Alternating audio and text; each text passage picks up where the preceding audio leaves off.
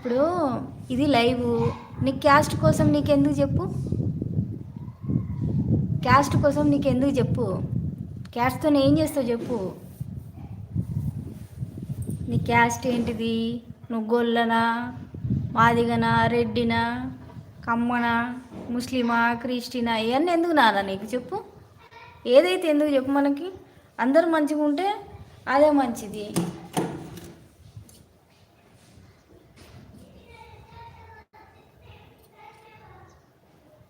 మనం ఒకరికి ఇబ్బంది పెట్టకుండా ఉంటే అదే మంచిది. నేను ఏదైతే నీకెందుకు, నచ్చితే నువ్వు చూడు, లేకపోతే వెళ్ళిపో.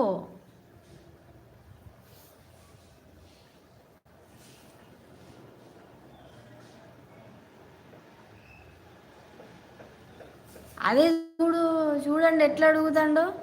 ఏం క్యాస్టు ఏంది?